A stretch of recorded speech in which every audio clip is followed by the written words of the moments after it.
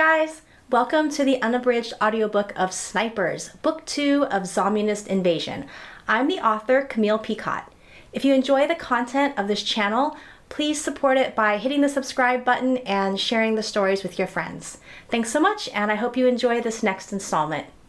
Snipers, Zommunist Invasion, Book 2, by Camille Picott. Narrated by Al Kessel.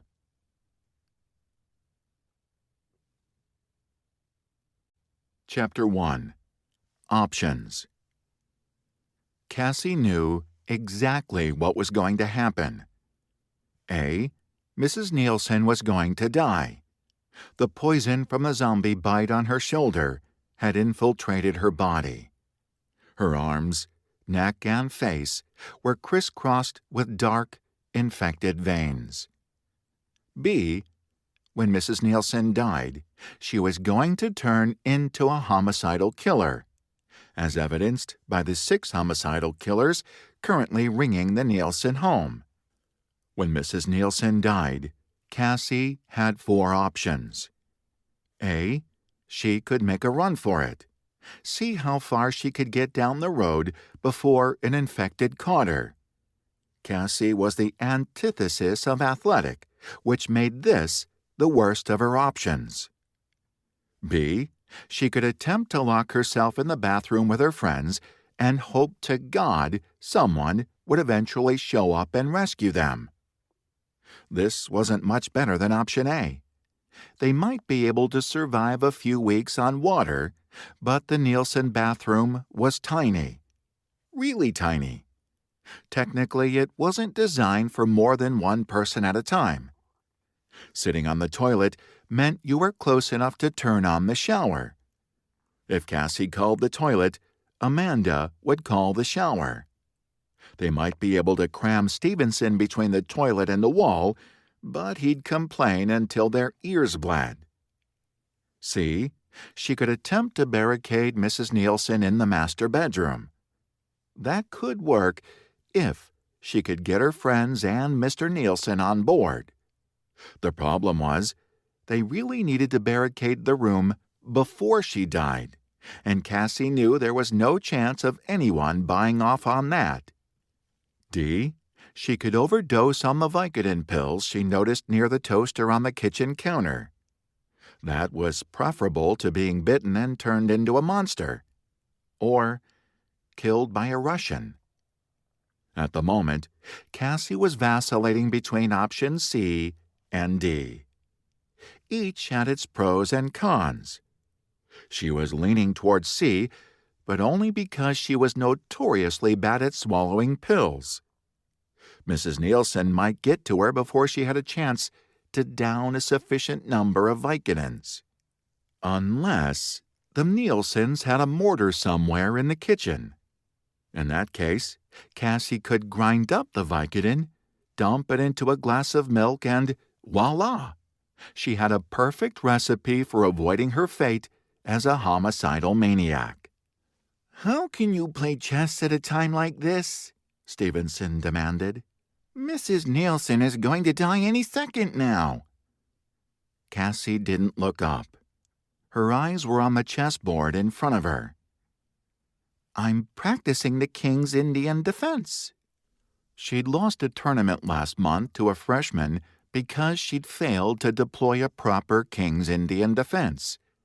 It still rankled. "You should be thinking about what we're going to do when Mrs. Nielsen turns." Stevenson paced back and forth in the tiny living room of the Nielsen home. Cassie always found the knotty pine walls and ceiling cozy, especially in the winter with the wood-burning stove. "I am thinking about what we should do when Mrs. Nielsen turns." Cassie laid out the scenarios she'd been working out in her brain while she played chess against herself. Stevenson gaped at her as she outlined their options. He was skinny with thick glasses and jeans that were always a little too short. The guy played the chess nerd stereotype to a T, just like Cassie did with her frizzy hair and plain looks. Her parents had shot their entire load of good-looking genes into her older sister, leaving less than nothing for Cassie when it was her turn in the womb. She was taller than most boys in her class, and she'd never, ever looked good in a miniskirt, while Jennifer was practically a poster child for them. Their matching nerdy looks was the exact reason Cassie worked up the nerve to ask Stevenson to the junior prom last year. In retrospect, she'd just been desperate. At least their sloppy kiss at the end of prom hadn't ruined their friendship. Cassie, for her part, pretended it never happened. Stevenson had spontaneously adopted the same plan, so it all worked out. Cassie wasn't even sure he liked girls. "You think we should grind up Vicodin pills and commit suicide?" Stevenson gawked at her. Cassie played both sides of the board, studying it while she talked. She used a black rook to take a white knight, then used a white pawn to take a black knight. It's not suicide. It's self-preservation. You don't want to be like those guys, do you? She jerked a thumb in the direction of the window that overlooked a yard filled with ferns and redwood trees. Currently, the serene view was obstructed by a thick blue blanket tacked to the wall. It blocked the sight of the zombies prowling around like a pack of rabid dogs. Every window in the house was covered. Cassie kept hoping the zombies would get bored and wander off, but that had yet to happen. Sometimes they got close enough to the house and sniffed around, but so far they hadn't been smart enough to smash through the windows or open a door. Thank God they weren't smart enough to open a door. "I think we should try option C," Stevenson said. "That's our best chance. Which pieces of furniture should we use to barricade the Nielsen's bedroom door?" Cassie used a black pawn to take a white pawn on the chessboard. "We can't barricade the room until Amanda and Mr. Nielsen are out." "Then let's tell them to get out." Cassie finally looked up. "Would you leave the side of your mother or wife if she was dying?" "But this is different," Stevenson said. "Once she turns, they won't be able to fight her off. We should try to convince them.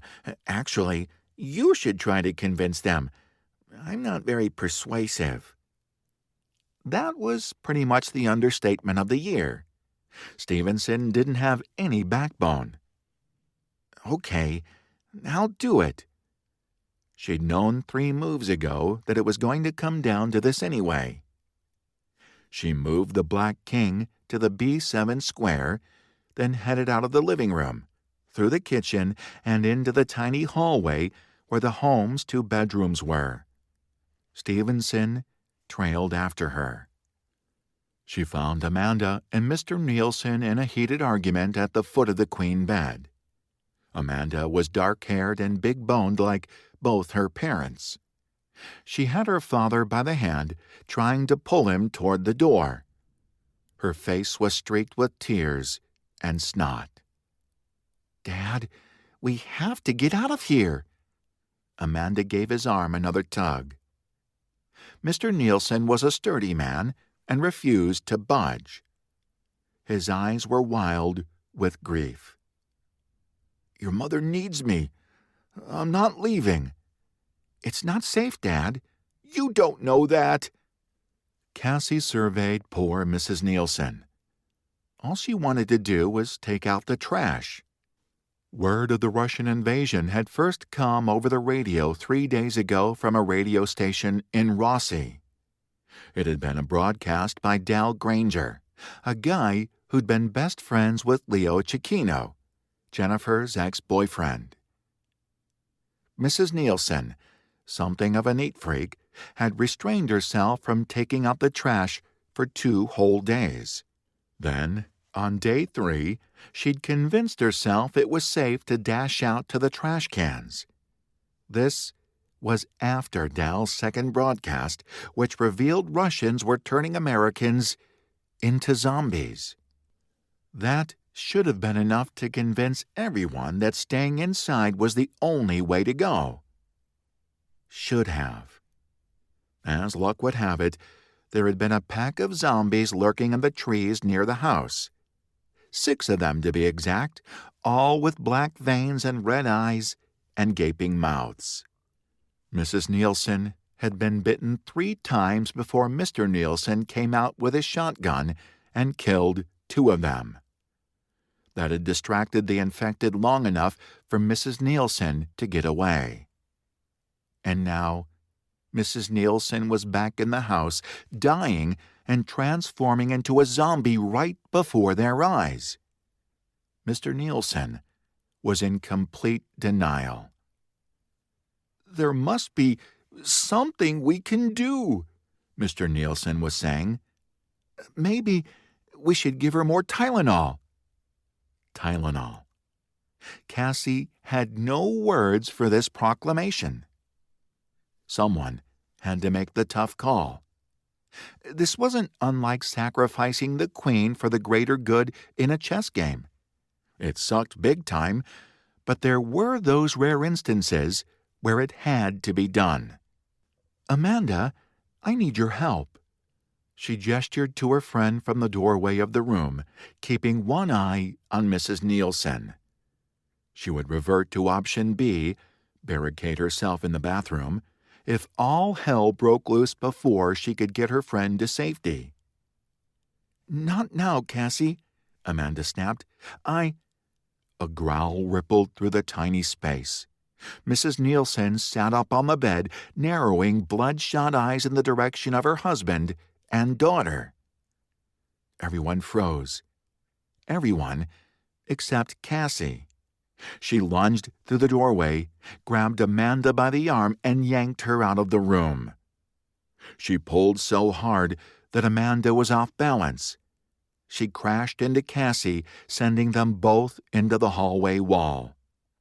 "Door!" Cassie screamed. "Stevenson, door!"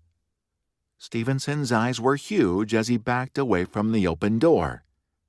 Damn it! He often caved under pressure. Cassie should have remembered that. She'd seen it happen enough in chess. "Mom!" Amanda screamed. Mrs. Nielsen shot across the bed. She barreled into Mr. Nielsen and latched onto him. They both crashed to the floor. Mr. Nielsen screamed as his wife bit down on his shoulder, her teeth tearing through his shirt and skin. Heart pounding, Cassie shoved Amanda aside. Option C. She still had a chance to make option C work. Unfortunately, that now meant locking Mr. Nielsen in the bedroom, which hadn't been part of the original plan. She jumped to her feet, lunged across the hallway and into the bedroom. She grabbed the door handle just as Mrs. Nielsen turned bloodshot eyes in her direction. Cassie hauled back on the door. Mrs. Nielsen leaped when she only had it halfway closed. By sheer dumb luck, Mrs. Nielsen hit the back of the door. The force of it slammed the door shut. "Mom! Dad!" Amanda rushed forward. Cassie blocked the way. "No! Stay back! But it's not safe. Stevenson, grab the sideboard." Stevenson had retreated to the end of the hallway which led into the kitchen. There was a sideboard in there where Mrs. Nielsen kept all her linens. It was skinny enough to drag down the hallway, but large enough to block the door. Stevenson gaped, eyes blinking rapidly behind his glasses. His mouth worked, but no sound came out. He didn't move. Cassie realized she was going to have to move it herself, but she couldn't leave Amanda here. She was likely to do something stupid like go in after her parents. Her mother was currently slamming her body against the door, growling and snarling. "Come on, Amanda." She grabbed her friend's arm with both hands and pulled. Amanda stumbled blindly after her, tears streaming down her face. Sobs broke free from her chest. It was an awful sound. Cassie blinked back her own tears. She adored the Nielsens.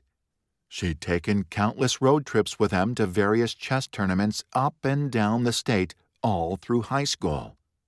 She was at their house so often, she was practically their surrogate daughter. Cassie plowed into Stevenson and shoved him the rest of the way into the kitchen. He fell back against the sink, fumbling at the kitchen knives that sat in a wooden block on the counter. "Stevenson, help me move this." Cassie positioned herself on the far side of the sideboard. Other than to grab a rather long knife, Stevenson didn't move. "I can do it." Amanda, still choking on sobs, got the other end of the sideboard. Fear and frustration made Cassie want to scream. Amanda had just lost both parents to a Russian virus, yet she was able to pull it together. Stevenson, on the other hand, stood at the kitchen sink like a useless fish. Cassie and Amanda dragged the sideboard down the hall and positioned it in front of the door. "Amanda?" It was Mr. Nielsen. "Dad?" Amanda leaned against the wall, brushing stray wisps of brown hair out of her eyes. "Sweetheart, are you okay?" he called through the wood door. Growls from his wife punctuated his words. "Yeah, are you?" A brief silence followed this question. Poor Amanda couldn't stop crying. "I'm sorry, honey. I didn't think your mother would actually bite me." "What's she doing now?" Cassie asked. She half expected Mrs. Nielsen to eat her husband.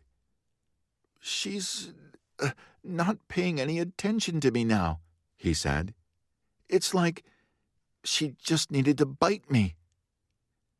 In yesterday's broadcast, Dal Granger had told them this was how the virus spread, through bites. All organisms had an internal directive to procreate. After what Cassie has just seen, she was pretty sure she'd just witnessed Mrs. Nielsen following the virus's need to replicate. And now that she'd done that, she was finished with her husband.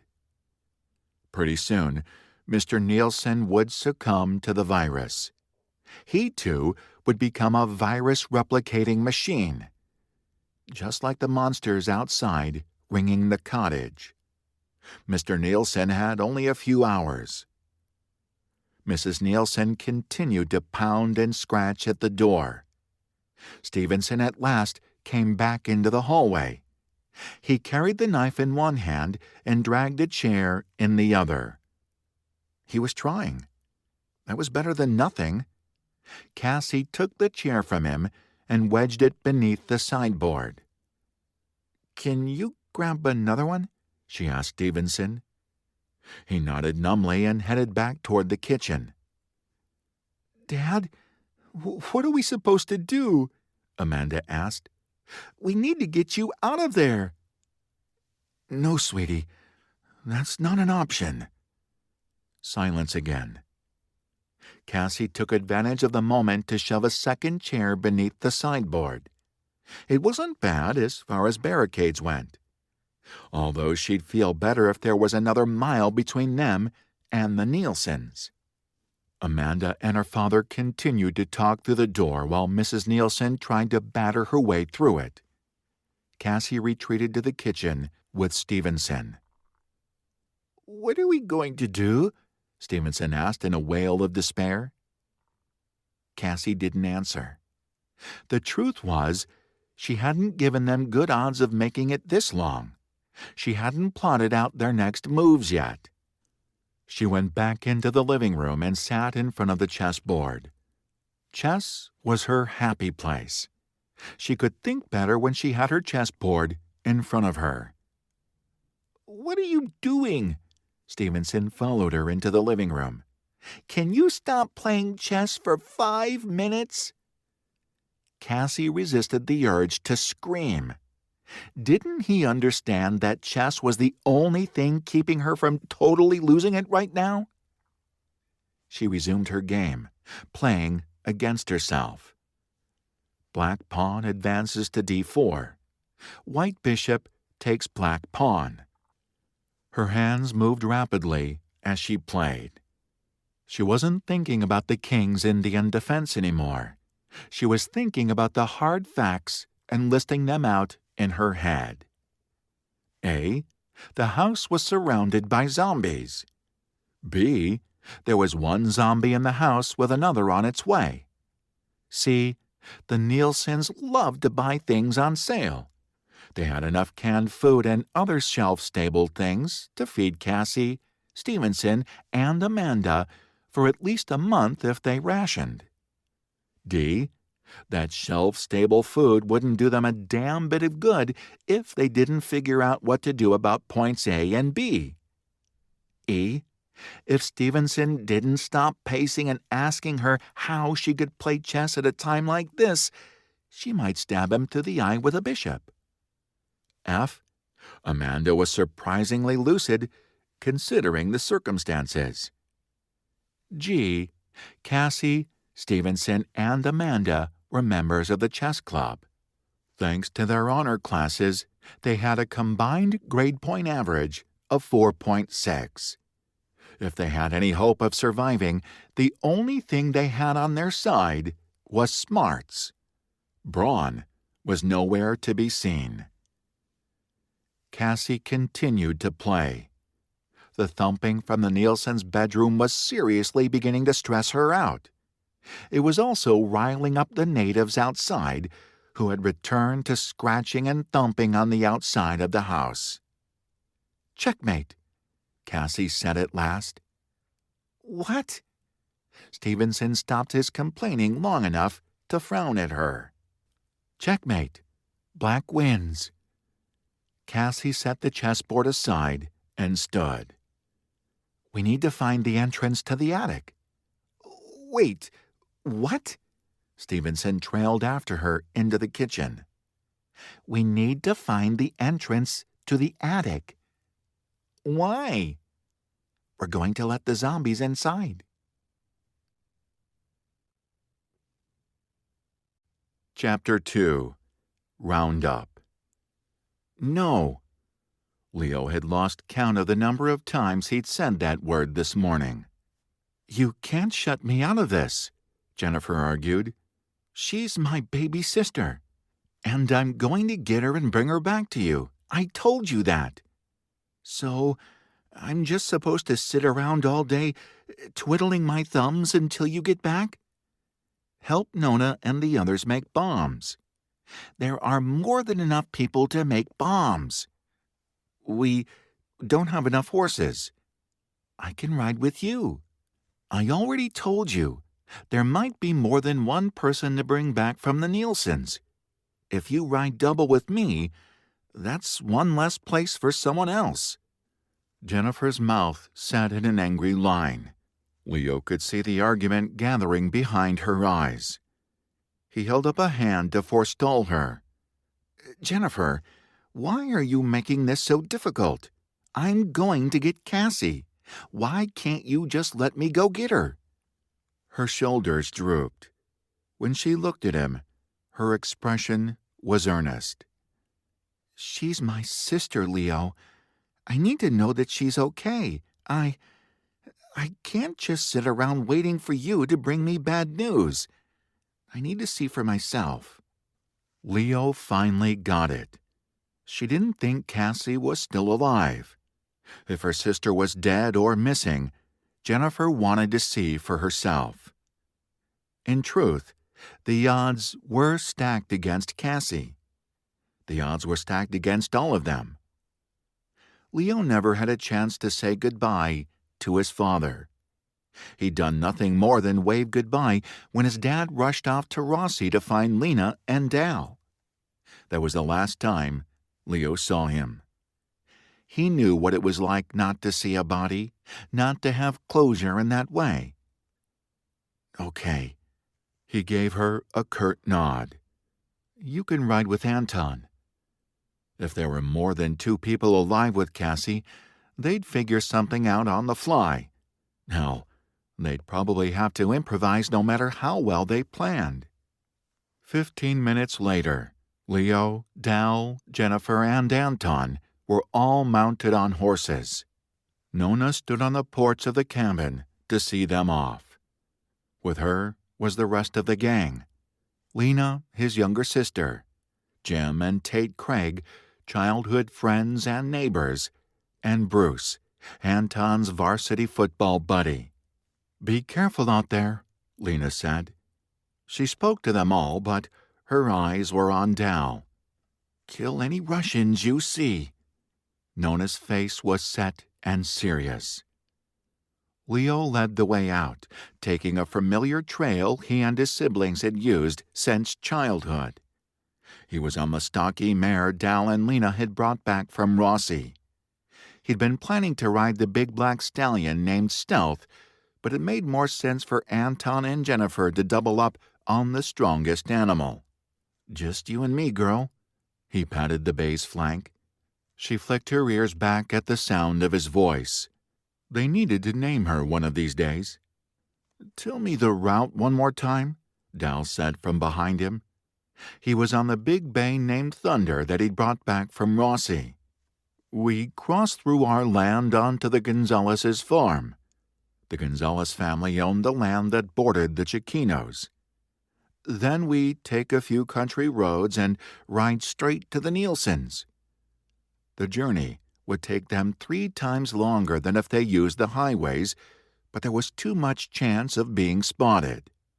The Russians had been out in force after the snipers' attack on Bastopol High. The Soviets had driven by the Cecchino farm several times yesterday. A small group had even broken into the family house and poked around the barn before leaving. Leo worried they'd somehow traced the attack on the high school back to them. At least they hadn't found the road to the cabin, which was hidden at the back of the orchard behind some bay trees that had fallen over in a storm. Nona and the others had promised to keep a lookout while Leo was gone in case the Russians came back. Leo led his team off the trail and through an open meadow to a creek that ran year-round. From there, they followed the creek all the way to the perimeter of the Gonzalez property. After cutting through the apple orchard and a small vineyard, Mr. Gonzalez thought wine would be the next big commodity in the area. They arrived at a small gravel road. It was an offshoot of the main highway that serviced a small cluster of farms. Leo had grown up on those roads. He paused on the edge of the grapevines, listening. After discerning there were no vehicles or Nezhet nearby, he led the group down the road. They hadn't ridden more than a mile when the rumble of several car engines reached his ears. "Get off the road!" He kicked the bay in the flank and led her up a hillside thick with trees. It was covered with ferns, hazelnuts, and pines. The horse nickered as the loose soil slipped underneath her hooves. Dal's big bay charged past them, the first to reach the top of the slope. Stealth, even burdened by 2 people, passed Leo's old mare. His horse nickered in what Leo imagined was irritation. He patted her side and murmured words of encouragement until she reached the summit. As they reached higher ground, they had a perfect, unobstructed view of the road. The sound of approaching vehicles grew louder. It had to be Russians. No American was stupid enough to drive out in the open. Leo pulled out the binoculars he'd brought with them on the journey. 9 times out of 10, when he saw Soviets, they were in stolen vehicles. Today was no different. There were 2 trucks and a jeep. The jeep held 2 soldiers. 2 more soldiers sat in the cabin of the pickup. The back of the truck was filled with people. Americans. They crouched in the back of the truck, huddled together in terror under the supervision of another 2 Soviets. They leaned casually against the back of the truck cab, machine guns aimed at the prisoners. "What the hell?" Leo handed off the binoculars to Dal. "What do you think they're doing?" Dal took a look through the binoculars. "It looks like a roundup. I've seen them do this before." His eye was grim as he lowered the binoculars. "I saw them do this in Rossi. That's how they got your dad and infected him." Dal's voice choked off. Leo felt rage simmer in his gut. "We need to follow them and see if that's what's going on." "But what about my sister?" Jennifer said. "You promised to help me find Cassie." He had. It would be easy to turn away from that promise and focus on this new mission. But if it were Anton or Lena out there, he'd be as desperate to find them as Jennifer was to find Cassie. "We'll follow them for a few miles," Leo said. "If we don't learn anything useful by that time, we'll turn around and head to the Nielsen's." "You promise?" Jennifer asked. "You're not going to change your mind in a few miles and insist on following the Russians all the way to who knows where?"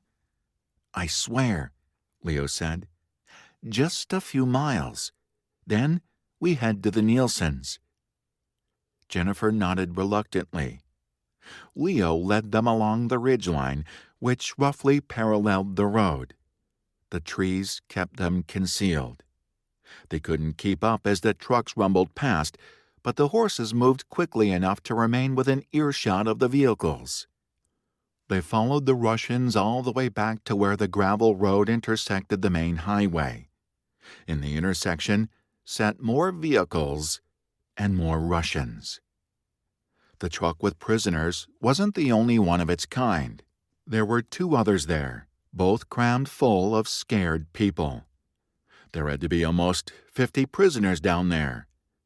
Leo counted 3 teams of Soviets, 18 in all.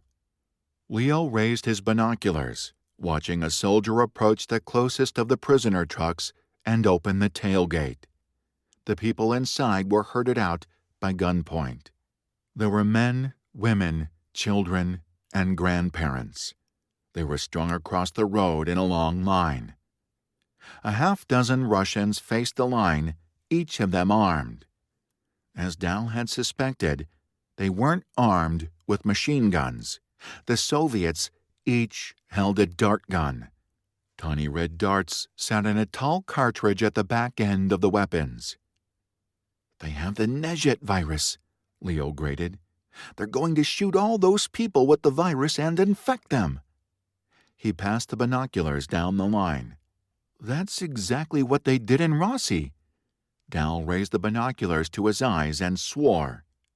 "There has to be nearly 50 prisoners down there. Once they're infected, they'll be sent back to their homes to infect more people. And they'll all be dead in less than 10 days, Anton said. Leo couldn't stand by and let that happen. No fucking way. His blood hammered in his temples, fueled by his anger and sense of justice. This was fucking America. This shit was not happening on his watch. "Dal, you're on the first 3 Russians with the dart guns. Take them out.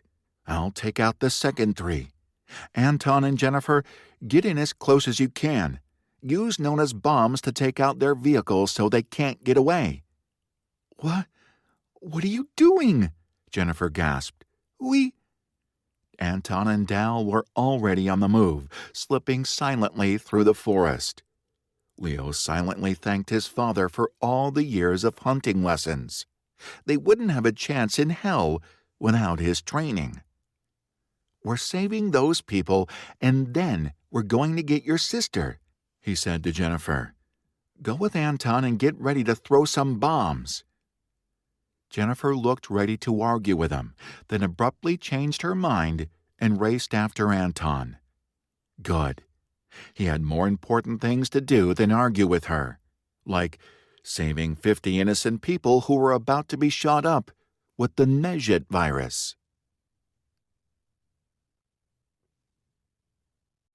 Chapter 3. Plan. "What do you mean we're going to let the zombies inside?" Stevenson cried. There wasn't time to explain. Cassie hurried into the kitchen. "Amanda, where's the attic? Why?" Amanda looked from her seat at the kitchen table where she'd been quietly dabbing her eyes. "Just tell me where the attic is." Cassie's nerves were frayed. She couldn't deal with everyone asking her questions all the time. "It's in my parents' room," Amanda said. Of course it was. Cassie closed her eyes, attempting to compose herself. She set up a chessboard in her head and began to play. White pawn to e4. Black pawn to e5. White bishop to c4. By the time she made her third move on the board, she'd regained a semblance of calm. She marched over to the fridge, grabbed the old metal broom, and headed into Amanda's bedroom. She'd had countless sleepovers in this room. Stevenson and Amanda followed her, both of them talking at the same time. Cassie tuned them out and hopped up onto the bed. Black knight to f6. White knight to c3. Bracing one foot on the headboard of Amanda's bed, she rammed the broom handle upward. The sheetrock shuddered and sent down a fine spray of white. Thank God the ceiling in here wasn't the same knotty pine wood they had in the kitchen and living room. "Cassie," Amanda said, "what are you doing?" Black bishop to c5. White knight to d5. Cassie braced her feet and went to town. She had to look down to keep sheetrock powder from getting into her eyes. She kept slamming the broom handle into the ceiling until she had a decent-sized hole. "Stevenson, go get one of the ladder-back chairs from the kitchen." Cassie shifted and began to widen the hole, battering another section of the sheetrock. Stevenson blinked at her from behind his glasses before dashing out into the kitchen. Amanda had slumped to the floor and was quietly crying again. The sound of Mrs. Nielsen echoed through the house as she beat at the door. Mr. Nielsen was silent. When Stevenson returned, Cassie took the chair from him. She wedged the back legs against the mattress and rested the top of the ladder back against the wall. It was ridiculously precarious, but it wasn't like the Nielsens kept ladders inside their tiny house. Cassie tested the chair before climbing up. It sank into the mattress under her weight. Amanda watched the operation with red-rimmed eyes. Stevenson chewed his bottom lip, looking torn between wanting to catch Cassie if she fell and wanting to get out of the way. Cassie pulled herself into the attic, scrambling onto a support beam as the sheetrock bowed beneath her weight. Once she had a secure seat on the beam, she used the heel of her Vans to smash the sheetrock beside her. Within minutes, she had a wide opening with direct access to the support beam. She poked her head down to look at her friends. "We can't stay in this house," she said. "No one is coming to save us. Sooner or later, one of the doors or windows are going to get smashed open. If we want to live, we have to save ourselves." Amanda's head thunked back against the wall. Stevenson licked his lips. "You guys are going to climb into the attic. There are only two ways out of here: through the vent at the front of the house or the vent at the back of the house. The front vent is the best choice because we can get onto the porch roof. It won't be as far down to the ground that way." Cassie secretly only gave them a 50% chance of survival. Chess kids weren't made for situations like this. Football players or wrestlers, yes, but not chess nerds. "What about the infected outside?" Stevenson whispered. This was part of the plan Cassie dreaded the most, though she hadn't come up with a better plan in the 10 minutes it had taken her to break into the attic. "I'm going to let them in through the back door." Her friends stared at her as though she'd lost her mind. "What?" Amanda said, right as Stevenson said, "Are you nuts?" "This is a chess sacrifice," Cassie said. Putting it in terms of the game would make it easier for them to understand. "We give up a valuable piece for checkmate, or in this case, we give up the house to get the gremlin." The gremlin. That was the Nielsen's nickname for the family car. It was an old brown Pontiac with peeling paint that looked like gremlin fur when seen from a distance. You really can't compare the gremlin to a king," Stevenson said. "I'm pretty sure a king outranks the gremlin." "You do recall that none of us has a driver's license, right?" Amanda said. "But we all took driver's ed," Cassie argued. "We know the left foot is the clutch and the right foot is for the brake and the accelerator. Other than that, we just have to steer. If it was that easy, they wouldn't require us to take a test and get a license," Stevenson pointed out. "Do either of you have any better plan?" Cassie snapped. She forced herself to moderate her tone. In truth, she was just as scared as they were. "I'm sorry. I didn't mean to snap. This is the best idea I've come up with. Are you guys in, or do you have a better plan?" Amanda swallowed and dried her eyes on her sleeve. "You're right, Cassie. We can't stay here. Just give me a minute to say goodbye to my dad." Cassie didn't think that was such a good idea. Talking through the door would just rile up Mrs. Nielsen. But if it was her father, she'd say goodbye no matter the risk. While they waited for Amanda to say goodbye, Cassie went through the house in search of anything that might prove useful in their escape. She grabbed a kitchen knife and slid it into her belt. There was a small selection of tools in the kitchen junk drawer: 2 screwdrivers, a socket wrench, and 2 regular wrenches. Cassie grabbed them all. They'd make decent weapons if it came to that. Not that she gave herself or her friends good odds at surviving a one-on-one encounter with a zombie. Stevenson came into the kitchen with his baseball cap and school backpack. "Are you really going to run for your life with your school books?" she asked. "Heck yeah," he said. "What if I need something out of one of them?" "How is a calculus book going to help us?" "There's information in here we might be able to use." Stevenson patted his backpack. "Brains are our best defense."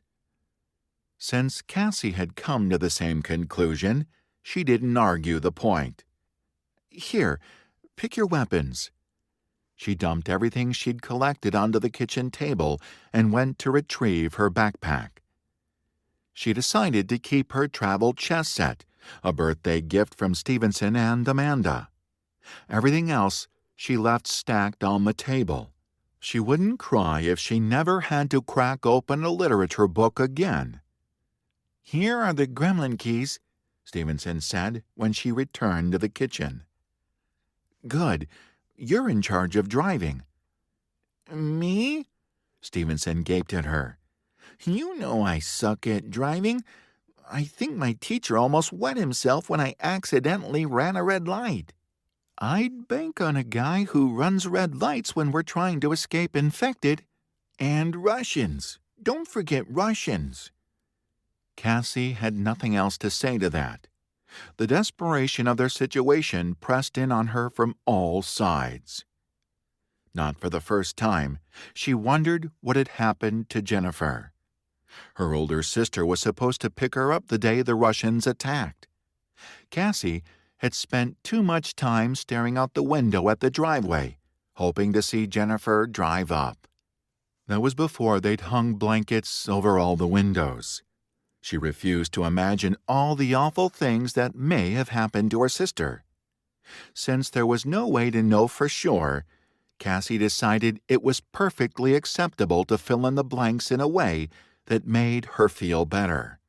Therefore, she had decided Jennifer had been running late to pick her up and was still home when the invasion happened. She was with their parents in their house back in Bastopol, safely hidden from Russians and infected. "Cassie?" Amanda entered the kitchen. She had her Converse on and her backpack over one shoulder. "Where are we going to go? When we get away, I mean. Based on what Dal said in his 2 broadcasts, it's not safe to go into any of the towns." Cassie had been mulling over this question. Amanda was right. They had to avoid all towns until they had more information. I don't know," she said at last. "I don't know where it's safe." They all looked at one another. Cassie felt like she was failing them. She was always 3 to 5 moves ahead. All good chess players were. But in this instance, Cassie couldn't see the board. She couldn't plan. "It's okay," Amanda gave her a brave smile. "If we make it to the car, we can wing it from there." Cassie wanted to laugh but was too stressed. Amanda was known for winging it in her chess games. She didn't strategize like Stevenson and Cassie did. Sometimes it paid off for her in fabulous, unexpected ways. Other times, it cost her the game. "Okay, you 2 get into the attic and open the air vent over the front porch. I'll draw the infected around to the back of the house and let them inside. While they're preoccupied with trying to get us out of the ceiling, we'll slip out the front and make our getaway in the gremlin." Amanda and Stevenson nodded at her solemnly. This plan would look much more plausible if they were all jocks. For 3 chess geeks, it sounded like a suicide mission. Chapter 4. Sneak Attack. Leo positioned himself behind a large tree and counted the enemy below. 6 Russians with dart guns, plus another 12 with machine guns keeping watch over the prisoners. 18 Russians against the 4 of them. Bad odds. The thought skittered through his brain. If this was a football game, he wouldn't bet on them. All they had was the element of surprise. It would have to be enough. Leo sighted on the first of his targets, a Soviet with a dart gun. He pulled the trigger without hesitation. His shot rang out, echoing through the trees. As soon as his target dropped, he sighted on the next communist bastard with a dart gun. The invader fell as Leo fired a second time. Bombs whistled out of the trees as Jennifer and Anton attacked. In the breath it took him to shift his sights to the third target, the Russian grabbed a prisoner. Leo recognized the prisoner. It was Alex, a guy he'd gone to school with. The tall, wiry basketball player was a year behind Leo. The Russian had likely grabbed him because he looked skinny and weak. He was wrong about the weak part. Basketball was a rough sport. Alex elbowed the Russian in the nose so hard that blood spurted. In the chaos, he swung around and decked the man in the temple. "Nice," Leo murmured. As Alex stepped back, Leo fired. The Russian wouldn't be getting up again. By this time, Dal had successfully taken out his targets. The line of Soviets with dart guns was down. Anton and Jennifer had taken out 2 of the jeeps with Nona's bombs. Pandemonium had broken out among the people. A few of them dashed forward to grab weapons from the downed soldiers.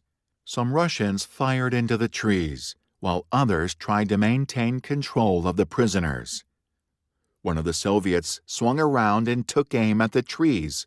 The bastard had a rocket launcher. Before Leo could react, the missile slammed into the hillside above him. Rock and dirt and trees spewed outward. Shit! He covered his head with his hands, scrunching down as debris slammed into him. Gunfire was a burning rattle in his ears. He peered around his tree just in time to see a perfectly thrown homemade bomb arc out from the trees. It landed at the feet of the asshole with the rocket launcher and exploded. Anton. Leo spotted him through the trees. Jennifer crouched by his side, lighting bombs and passing them to him. His little brother unleashed a relentless attack on the vehicles, cutting off all forms of escape. The Russians and civilians scattered as bombs rained down. People screamed. Guns fired. Dal burst onto the scene below him, charging like a maniac into the melee. Leo tore down the hillside, slipping and sliding in the dirt and loose debris. As he ran, a series of explosions tore through the now empty trucks. Leo felt a rush of adrenaline 100 times more powerful than anything he'd ever felt on the football field. He roared in wordless satisfaction as Anton and Jennifer rained down hellfire. Leo burst out of the trees and joined Dal in the fight. Alex and over a dozen other prisoners fought with Dal. They'd taken guns and now fired back at the Russians, who'd fallen back to take cover behind a wrecked jeep. There were bodies everywhere, both American and Russian. The rest of the living prisoners had fled, running for their lives in all directions. "Over here!" Leo grabbed Alex by the collar and hauled him toward the bombed remains of a truck. "Leo?" Alex gaped at him. "What the hell are you doing here?" "Saving your ass." He shoved Alex behind the cover of the truck, waving for the others to follow. "Stay down," Leo ordered. "What are you doing?" Dal asked, peering around the truck to fire at the Russians. Another rocket launcher sped toward the hillside where Anton and Jennifer hid. Panic spiked through Leo as plants and debris spewed through the air. He had to get rid of these Soviet fuckers now. He pulled two of Nona's bombs from his jacket pocket, lit the fuse, and threw. They sailed through the air and detonated behind the jeep where the Russians hid. Leo lobbed another two for good measure, then covered his head as shrapnel rained down. Silence descended as the dust settled. Leo panted for breath. Every muscle in his body was tense as he anticipated return fire. It never came. "Everyone, stay down," Leo ordered. He cautiously peeked out, peering in the direction of the jeep. Except for some burning debris, nothing moved. The only sound was that of the cicadas whining in a nearby tree. "Anton!" he shouted. "Jennifer! We're okay!" Anton's answering shout sent the air whooshing out of Leo's lungs. "Thank God," he said to himself. "Are they all dead?" Anton called. "I'm checking. Stay where you are and cover me." "On it," Anton replied. "I've got your back." Leo picked his way through the people crouching behind the truck with him. There was Dal and Alex, his neighbor Mr. Gonzalez, plus a handful of others he didn't recognize. Seeing his fellow Americans clutching Russian guns made his chest swell with pride. They may have been caught with their pants down, but they weren't going to go quietly into the night. He sobered at the sight of a puckered, red wound in the neck of Mr. Gonzalez. Already, Leo could see a small vein of black ebbing out from the wound. His mouth went dry with anger. "Everyone stay down," he said. "Don't move unless I give the all clear." Dal gave him a tight nod. Leo slipped out from around the truck, running to the next closest vehicle. It was the truck they'd followed here. There were dead bodies everywhere, many of them American. Blood stained the road, running in rivulets through the gravel. A shot cracked across the road. Leo threw himself behind the ruined remains of a second truck. "Clear," Anton said. "I got him." Leo remained crouched behind the rear wheel of the truck, straining his ears for any sign of the Russians. There was nothing to be heard but the whining of the cicadas. He knelt, lowering his head to the ground. Looking past his hiding place, he had a clear view of the jeep. The vehicle was torn to shreds from Nona's bombs. Glass was everywhere. A door had been ripped free, and most of the interior was destroyed. The bodies he saw on the other side were motionless, but that didn't mean they were dead. He crept toward the jeep, gravel crunching underfoot. He scooped up a discarded machine gun and settled it into the crook of his arm. He closed the distance around the jeep in a rush. The bodies on the other side were 100% dead. They'd been ripped to shreds by the bombs. Blood and gore was everywhere. Not far away were the bodies of two kids, no more than age 9 or 10. Their backs were riddled with bullet holes. Leo's jaw tightened. Dirty Soviet fuckers had no mercy. Growling cut through the whine of the cicadas. Leo whipped around just in time to see a group of 7 zombies round a corner in the road. They were half a mile away and closing in fast. Thank God they were in the middle of farm country and not closer to Sebastopol. With the commotion they made attacking the Soviets, they'd have drawn the entire city of undead upon them, not to mention Soviet reinforcements. Leo raised the Soviet machine gun, grateful for something to distract him from the carnage. Anton began firing from his position on the hillside. Dal joined him. The zombies were all down in under 60 seconds. Leo waited. This time, there were no more growls to disrupt the cicadas. But that didn't mean there weren't more zombies on the way. They needed to clear out of here. "All clear." His voice was crisp when he spoke. "You can come out." Dal and the others rose from behind the truck. Leo counted them. 17 in all. Of the 50 or so who had been taken captive, only 17 remained. The rest were either dead or had fled. Of those who had stayed to fight, several had been infected with the Nezhit virus. As Jennifer and Anton joined them, Leo surveyed the battleground. There was a gold mine of weapons among the bodies.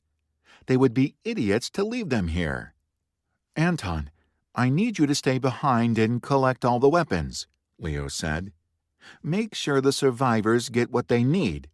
Load everything else onto stealth and get them back to the cabin." "What about us?" A woman stepped forward. An inch-long black vein adorned her forearm where she'd been hit with a dart. 4 others clustered with her, Mr. Gonzalez among them. These were the people who had been infected. There was no way to sugarcoat this. These people deserved the truth. "Have any of you heard this sniper broadcast?"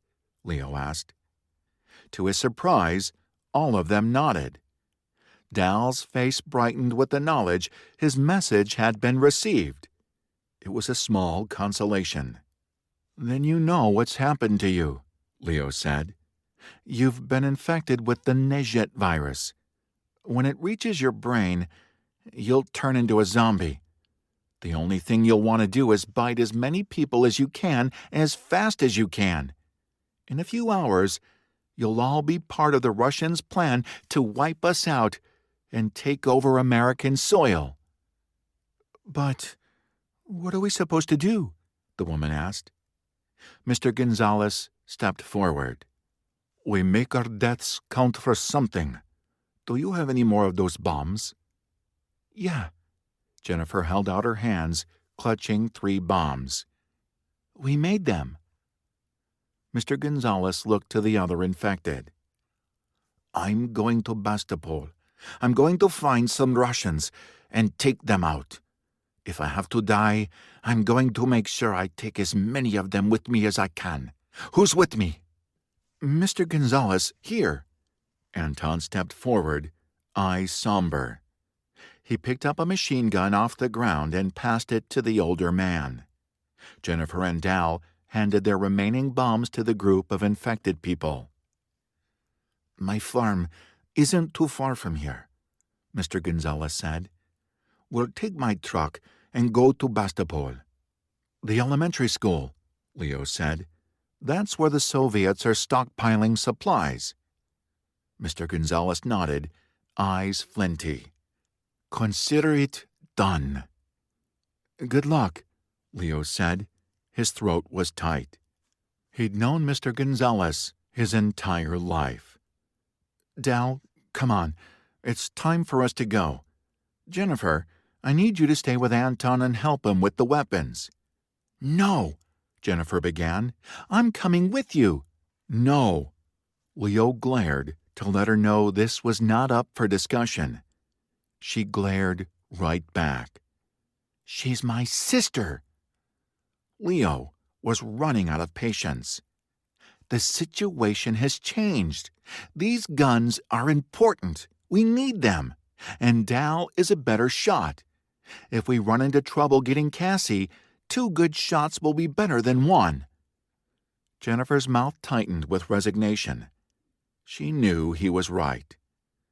"You better bring her back to me, Leo." "We'll meet you back at the cabin after we get Cassie." Leo turned his back on her, sweeping his eyes over the survivors. "The rest of you, find some place safe to hole up until help comes. Anton, did you bring the spray paint?" "Damn right I did." Anton pulled out the can of orange paint from where it was secured against the small of his back with his belt. "Make sure those assholes know who hit them." Leo strode away without another word, Dal at his side. Chapter 5. Bad Plan. Cassie wished she had joined the basketball team. Jennifer always said she had the height of a basketball player. It had been her sister's way of trying to make her feel good about her 6 feet of height and the full figure that went with it. If Cassie had taken her advice, she'd be in shape and have a better chance of outrunning the infected when she let them in the house. Using her index finger, she pushed aside the blanket that had been nailed over the living room window. Her eyes took in the infected that prowled around the yard. 2 were within eyesight. They circled around a garbage can, snarling and kicking at it. Stevenson and Amanda had made it in the attic. Cassie heard them moving around overhead as they made their way to the front of the house. It was time for her to let the infected inside. At least the zombies didn't have higher thought. If higher thought had been combined with those freakishly fast, cannibalistic tendencies, America would be well and truly screwed. There were at least 2 other infected out there. The idea of all 4 of them rushing into the house made Cassie want to throw up all over her shoes. Thank God Mr. Nielsen had killed a few of them already. Cassie would probably hyperventilate on the spot if she had to contend with more than 4. As it was, she was so scared she couldn't see straight. She was seriously reconsidering the Vicodin plan. Was it really such a bad idea? It would bypass pain and panic. That seemed like a pretty good option at the moment. What the hell had she been thinking? This was the worst plan in the history of bad plans. And history was chock full of bad plans.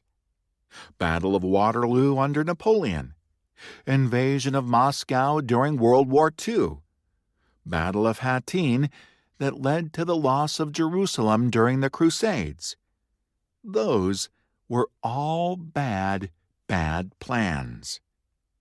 Cassie was pretty sure her plan would go down in flames just like those.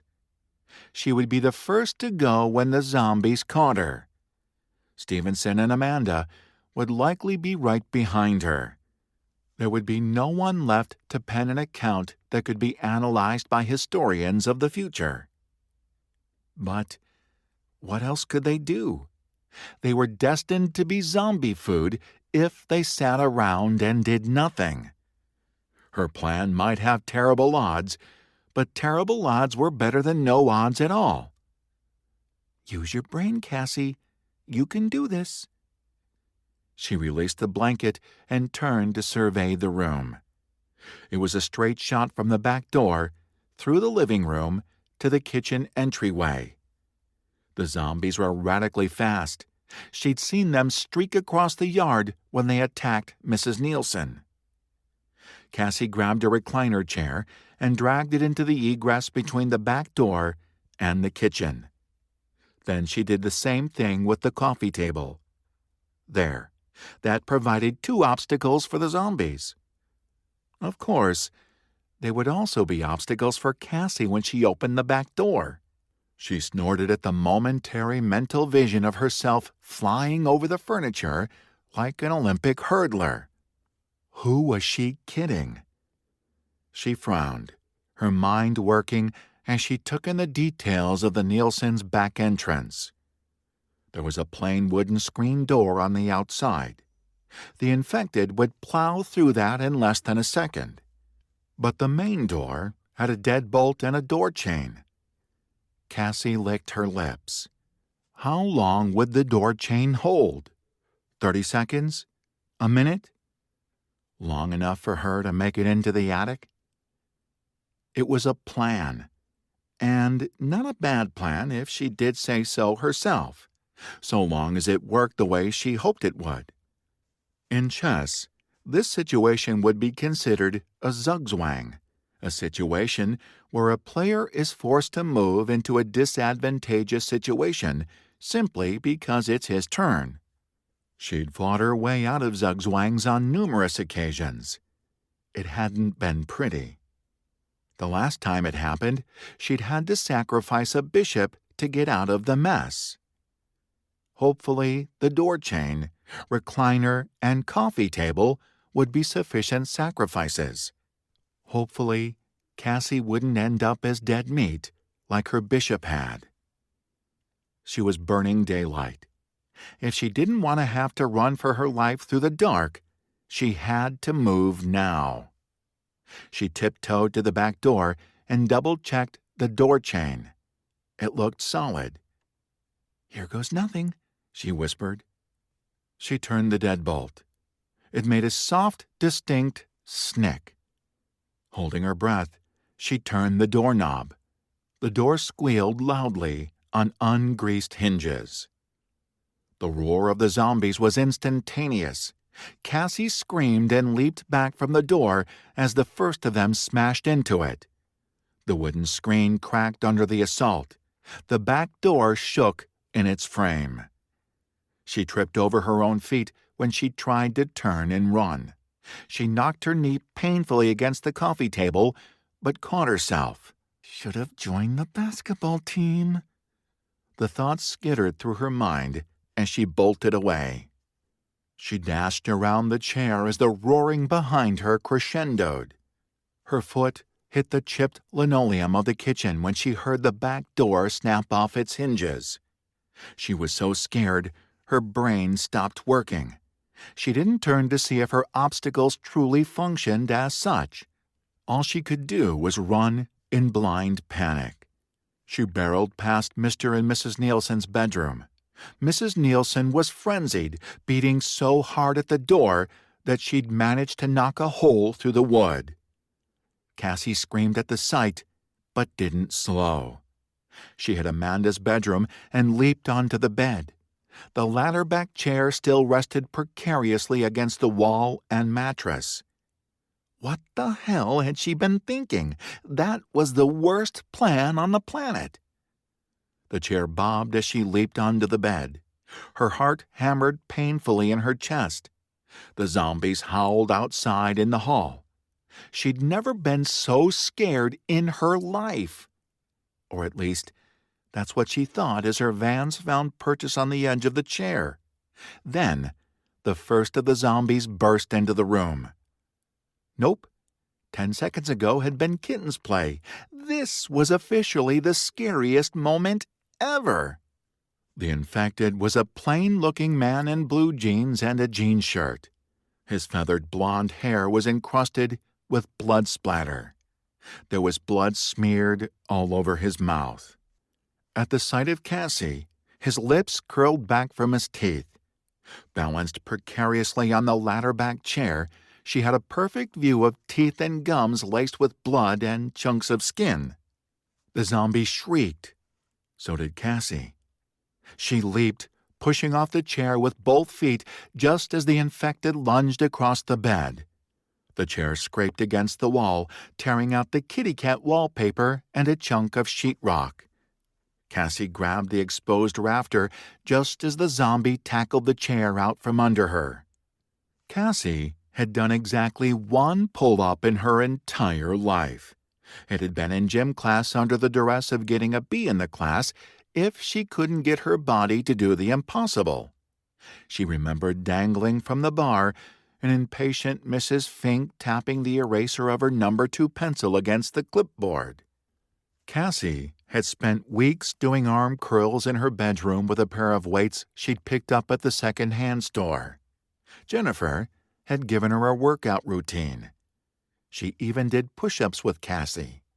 And somehow, miraculously, Cassie had pulled a single pull-up out of her ass on exam day.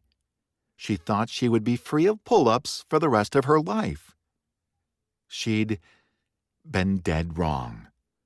As the zombie tackled the chair out from under her, she was left dangling from the roof rafter. Pure adrenaline shot through her arms. Cassie knocked out the best pull-up ever, yanking herself straight up. She would have declared the feat radical had her brain been functioning on a level that allowed speech. She swung her Vans to the side just as a second infected leaped onto the bed. Cassie rolled sideways away from the opening, panting as she landed in a pile of fluffy pink insulation. Crap! She was going to be covered in fiberglass cuts. If she didn't fall through the ceiling. Already, she could feel the panel bowing beneath her weight. She grabbed the nearest support beam and dragged her body onto it. A hand with bloody fingernails reached through the opening in the ceiling, swiping. She could tell by the noise that all 4 zombies were in the room below her. "Cassie!" She turned. Amanda and Stevenson were at the far end of the attic. The vent had been removed, exposing a small circle of open air. "Cassie, hurry up!" Amanda cried. Cassie scrambled to her feet. Holding her arms out for balance, she scurried down the beam to her friends. Stevenson was halfway out the opening by the time she got there. "You did it!"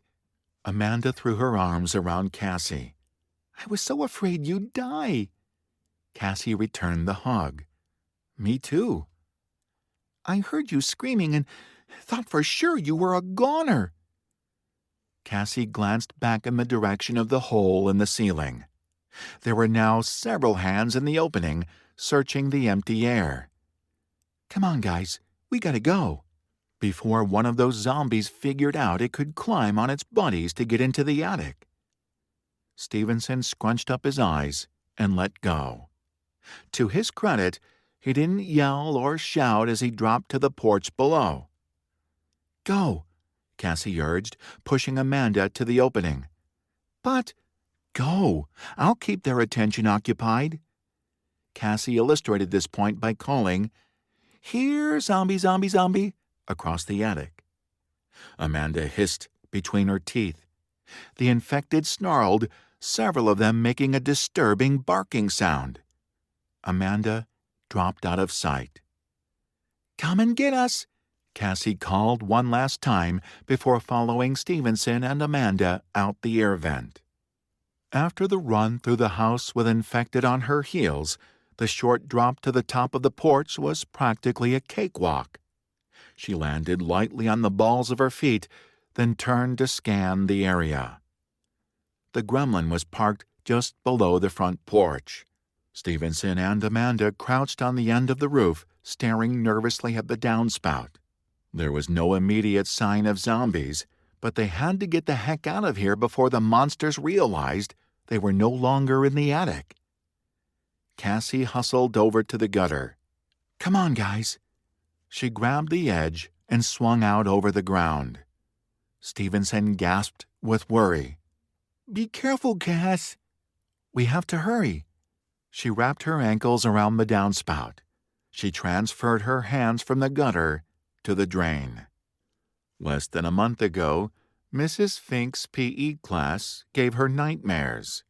Today, she was damn grateful that sadistic woman had made them shimmy up and down ropes in the gym.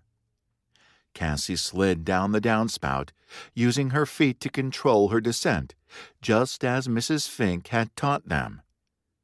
She hit the ground and looked up at her friends. "Hurry up!" She made sweeping gestures with her arms in the direction of the gremlin. "We have to go!" Stevenson and Amanda exchanged looks. Cassie thought her head might explode. "Stevenson, come on!" He had grit. She knew that for a fact.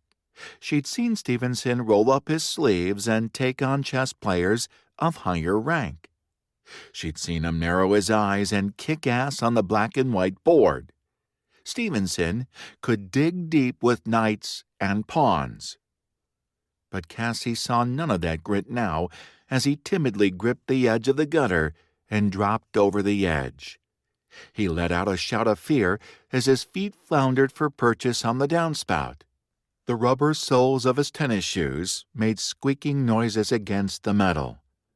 "Stevenson," Cassie hissed, "stop making noise." She licked her lips, looking nervously toward the house. The zombie snarled and growled inside. Stevenson half slid, half fell to the ground. He grunted as he hit the dirt and landed on his butt. Cassie yanked on the car door. It was locked. "Stevenson, we need the keys." Stevenson fumbled in his pocket for them. He had just fitted the key into the lock when Cassie saw an infected rip down the blanket that covered the kitchen window. Their eyes met through the glass above the sink. It was the same man with feathered blonde hair and denim shirt. "Amanda, hurry!" The monster leaped onto the counter and slammed both fists against the glass. A long crack spidered across it. Stevenson finally managed to get the car unlocked. He dove inside and slammed the door. Amanda now hung from the gutter and was in the process of wrapping her ankles around the drain. Cassie saw the rest of the infected charge the front window. "Amanda!" Cassie shot a single look at Stevenson, who sat wide-eyed behind the driver's seat. "Start the car!" "But—" "Start the car!" she screamed, just as the front window exploded outward.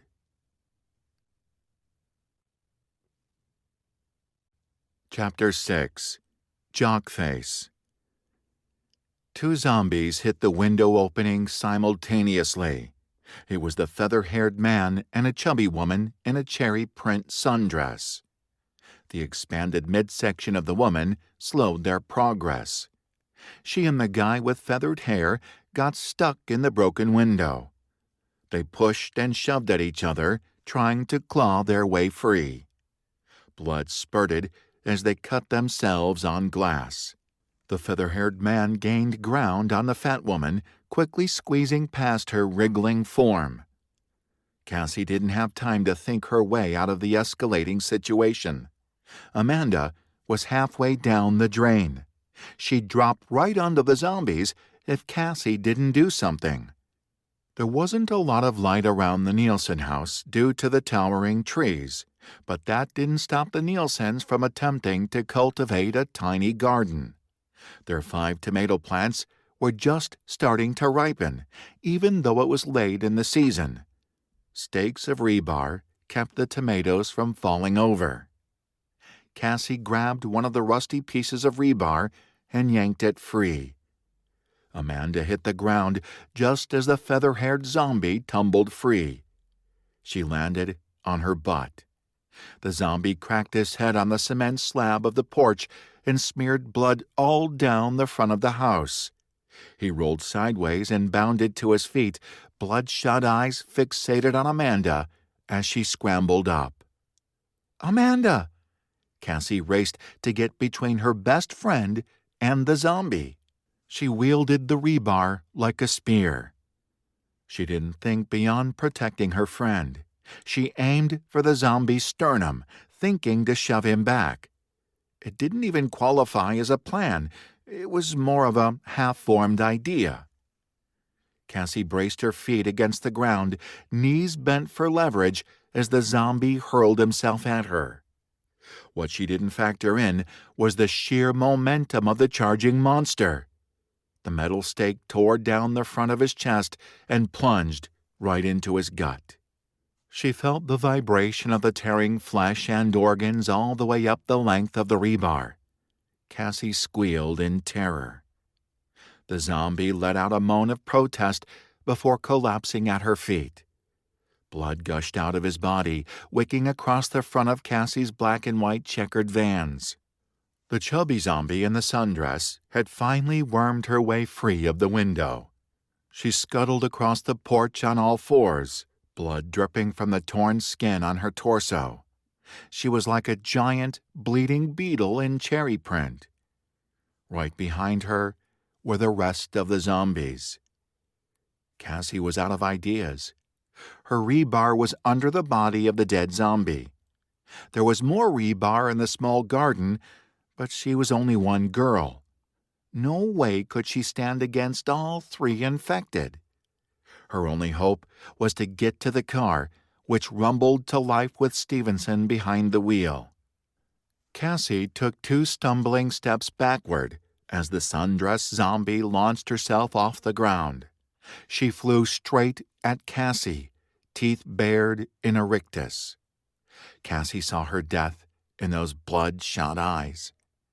A shot rang out. Cassie jumped as a bullet slammed into the forehead of the sundress zombie. The infected let out a pained cry before dropping to the ground in a flabby puddle. 2 men charged out of the trees on horseback, rifles raised. It was like the scene out of a movie. The men were tall and well-muscled, both of them with dark wavy hair. They wielded their rifles like Wild West gunslingers, firing with deadly precision at the 3 remaining zombies that rushed Cassie. They aimed at the heads of the infected and were damn good shots. In less than 30 seconds, they were all dead. Every single one. These guys weren't gunslingers. Cassie had it all wrong. They were ninjas. Ninjas with guns. "Cassie?" One of the horse riders dismounted and hurried toward her. He grabbed her by the elbows, looking her up and down. "Cassie, is that you? Are you okay?" Cassie's brain worked in overtime. She knew the guy in front of her. She recognized the handsome angle of his jaw and his dark, serious eyes. He looked like Leo Cecchino, though he was different from when she'd seen him last. Dark stubble covered the bottom half of his face. There was a hardness to him she didn't recognize. It didn't coincide with the lovesick teenage boy she remembered. "Jock face?" She used her old nickname as she squinted at him, trying to suss out if he was a hallucination. Sometimes people hallucinated when they were stressed. She'd read about it in her biology class. She was definitely stressed, like super stressed. She'd almost died. That definitely qualified as stress. She could be the official poster girl for stress. Squirt. Leo seized her in a bear hug. Thank God you're okay. It was Leo. Leo Cecchino. She wasn't hallucinating. This was disturbing only because Leo had always been radically hot. What made it even worse was the fact that he was nice. Cassie had never even dreamed of being looked at by a guy as hot as Leo, let alone rescued by him like a damsel in distress. Jockface? She said the name again just to be sure. She always got tongue-tied around Leo, even when she'd been 14 and he'd been head over heels for Jennifer. The only way she could talk to him was to be a smartass, hence her adolescent nickname for him. It's me, Squirt. I mean, Cassie. He released her. Resting both hands on her shoulders, he looked in her eyes. She was so tall that he didn't even have to bend down or crane his neck. I almost didn't recognize you. Are you okay? She struggled to come up with a proper response. All that came out was, I killed a zombie with the rebar. I saw. Nice move. Jennifer will be impressed. Jennifer? Cassie blinked, looking around expectantly. She's here? She's okay? She's back at our family cabin. The second man dismounted, slinging his rifle over one shoulder. She's safe. Cassie did a double-take. Dal? She should have guessed. Leo and Dal were practically blood brothers. Dal had even moved in with the Cecchino family his freshman year. She sent us to find you, Leo said. She's been worried sick about you. She was on her way to pick you up when the invasion happened. Cassie's heart lifted with the knowledge that Jennifer was alive. Alive and safe. You guys have the best timing. Stevenson poked his head out of the open driver's side window. Thank God. I almost had to drive a car. He flushed as soon as the words were out of his mouth, realizing how idiotic he sounded. Don't mind him, Cassie said. He's scared out of his mind.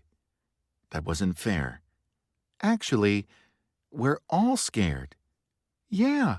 Amanda picked herself up from the ground. She had dirt on her face and all over her clothes. Dirt and blood. Yep, scared. Really scared.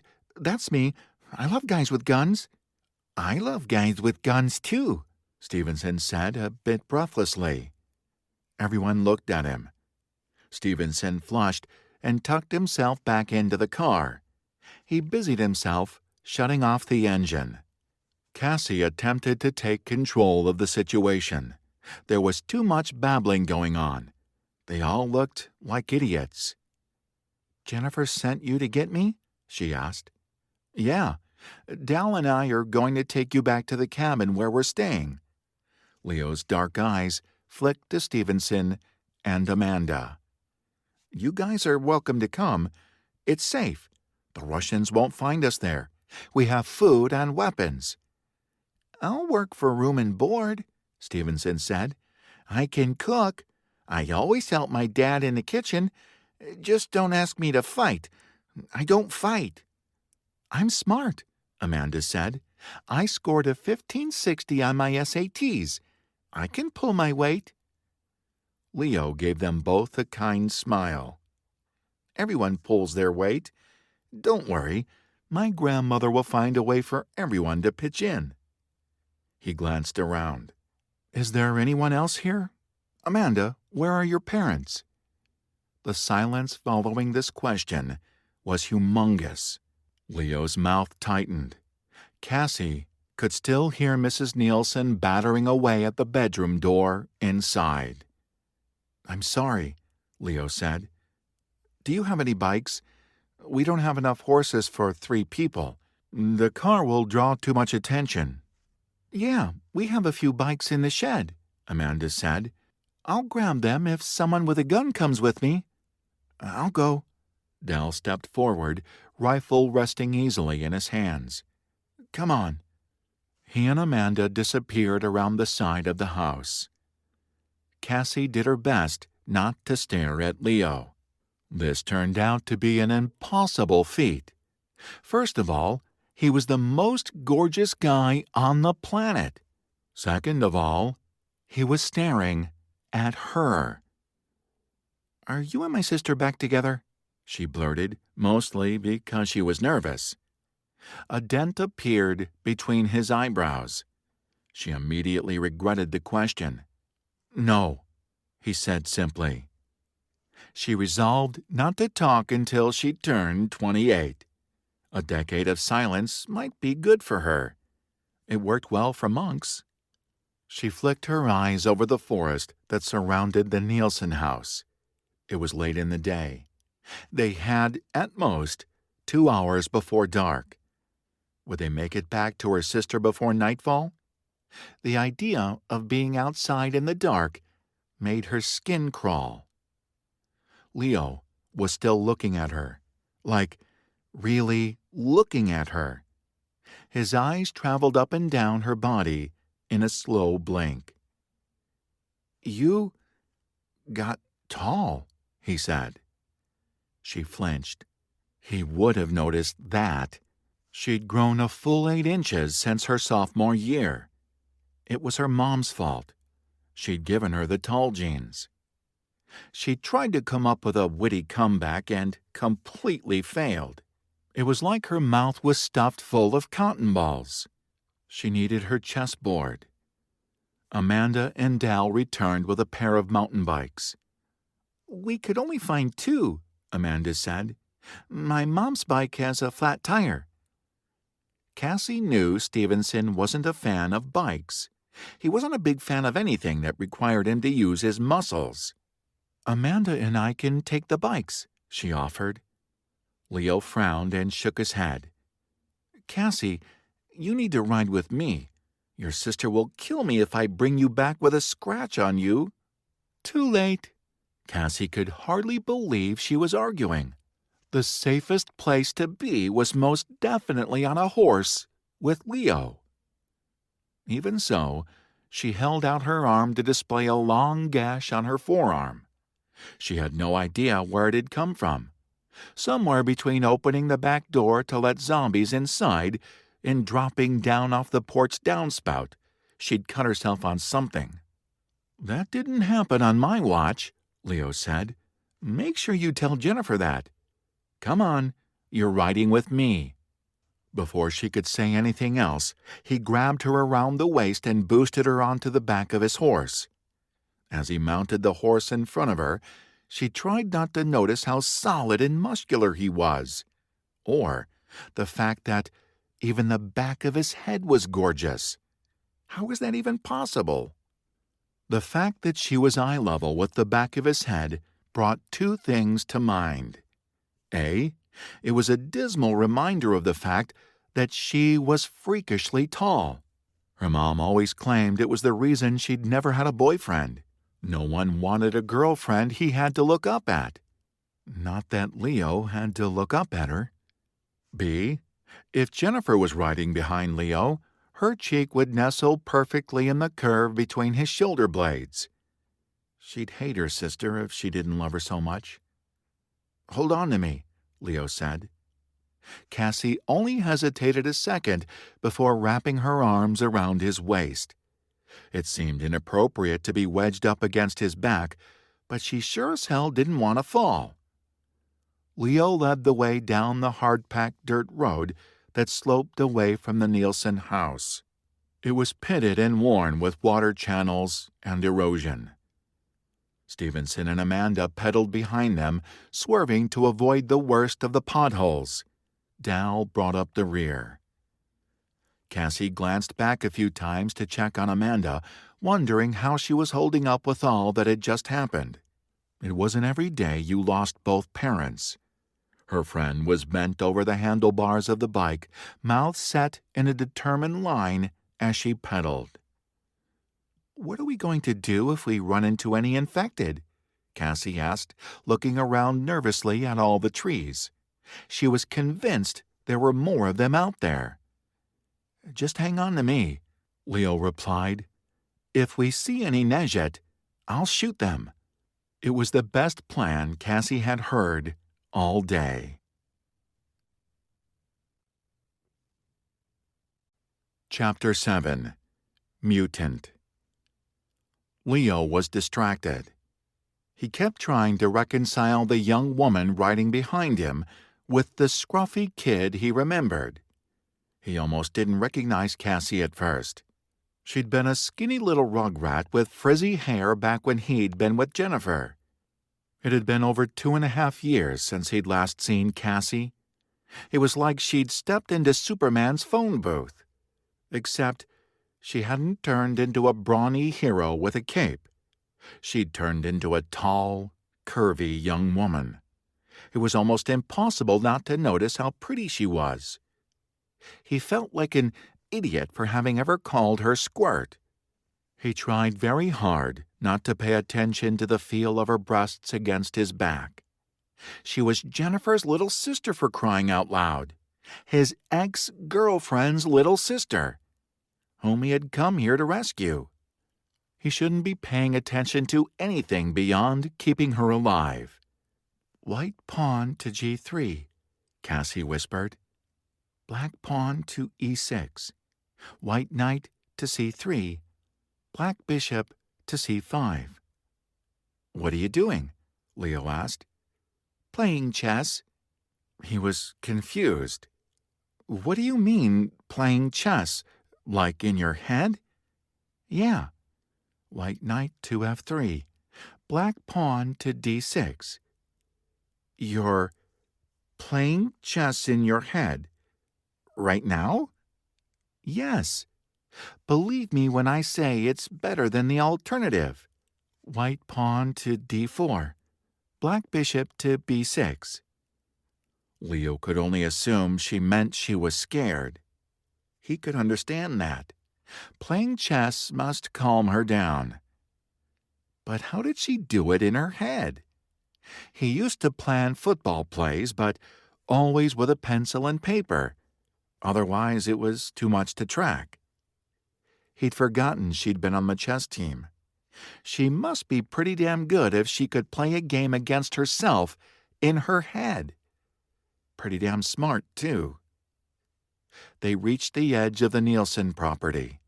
After that, the road flattened into graded gravel that snaked through the trees.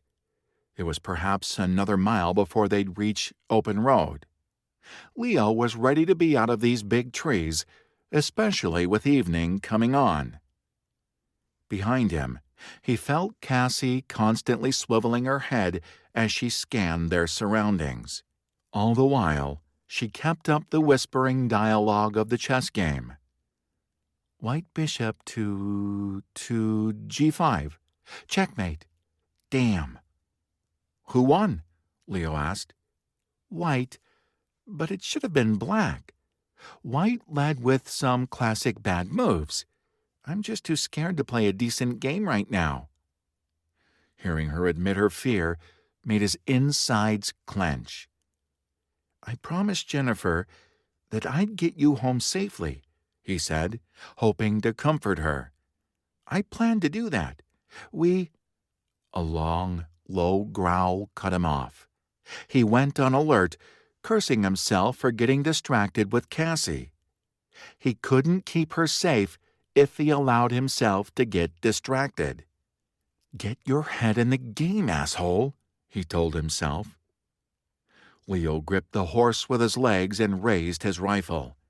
Dal pulled up beside him, rifle calmly raised to his shoulder. Stevenson and Amanda rolled to a stop behind them, whispering to one another in frantic fear. Quiet, Leo hissed to them. The growl sounded again. Leo zeroed in on the direction. It was coming from a small cottage off to their right, a green house with a red roof tucked back in the trees. It would have looked downright adorable if not for the 3 bodies face down in the dirt. Crouched over the 3 bodies was a zombie. Oddly, he was alone, not in a pack. His eyes were all red, even the irises. Leo had never seen one with all red irises before, and that wasn't the only thing different.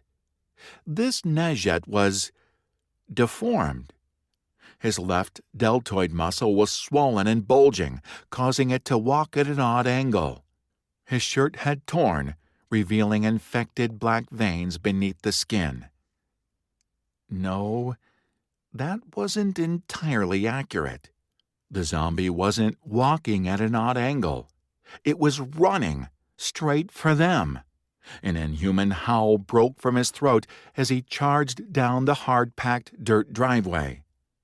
Rifles cracked as Leo and Dal simultaneously fired. They both aimed for the head. After their mission to Rossi, they'd learned the fastest way to drop infected was with headshots. Regular shots would do it too, it just took a lot more bullets that way. 2 bullets hit the head of the infected at the same time. The monster swayed on his feet, appearing stunned. Leo held his breath. Red eyes blinked at them. Leo kept his rifle rock steady, ready to fire again. The Nejet swayed, then dropped. Its hand twitched once before going still. Cassie's grip around him was so tight it was hard to breathe. She was muttering softly to herself, her warm breath against the back of his neck. Her words pricked his attention. "What did you say?" he asked.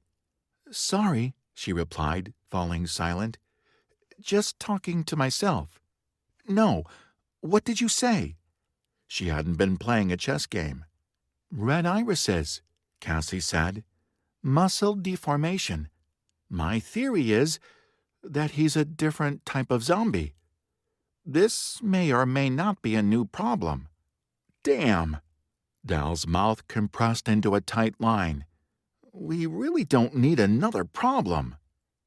Leo, too, felt the truth in Cassie's observation. It made him itch to get back to Pole Mountain. Leo?" Cassie said. "Yeah? Those bodies in front of the house, are those also zombies?" Sick dread yanked at him. Leo heeled the horse. The animal plodded up the driveway. Leo couldn't take his eyes off the mutated zombie. The black veins spidering across his face were a complex web. His body had only partially mutated, like he'd been on the way to turning into a zombified Incredible Hulk. There was something really, really wrong with him. The horse passed the deformed zombie and came to a stop in front of the other 3 bodies. They were indeed zombies. The black veins on their arms, necks, and faces made them unmistakable. "I never thought I'd be relieved to see regular zombies," Cassie said. "I mean, less than 30 minutes ago, a regular zombie was the worst thing I'd ever seen." Leo slid off the horse and booted the bodies to make sure they were really dead. They were. None of them so much as twitched or growled when he kicked them. The others drew up beside them. "What killed them?" Amanda asked. "I don't see any wounds." "Neither do I." Leo's face was tense when he looked up. "They looked like they just died." "Poison?" Stevenson suggested. "Maybe someone left out a bowl of raw meat laced with poison." "Lena said the infected were supposed to start dying off in 7 to 10 days, Dal said. "Maybe that's what happened here. Maybe these 3 and the deformed one were a pack before the first 3 died." "But it's only been 3.5 days since the invasion," Cassie said. "The math isn't right, and it doesn't explain that one." She jerked a thumb at the mutant zombie. "Isolated anomaly?" Stevenson's voice was squeaky. "It happens, like albinos. Did you know 1% of the population are carriers for albino gene?" No one dignified this with a response. "There are no answers here," Leo said. "We need to go. It's getting late." He returned to the horse and heeled the animal down the driveway. The stocky mare hadn't even reached the road before he felt Cassie's whispers against the back of his neck. Her voice was inaudible, but he guessed she was moving chess pieces around in her head again. It made him all the more anxious to get her back to the safety of the cabin, where she would feel safe. Would you like to listen to this unabridged audiobook without commercials? Head over to my online store at Authors Direct, where all of my audiobooks are $7.99 or less. You can download the free Authors Direct app to listen to the story on the go, or you can listen directly on your computer using their online listening device. The link to my Authors Direct store is in the show notes. Thanks so much.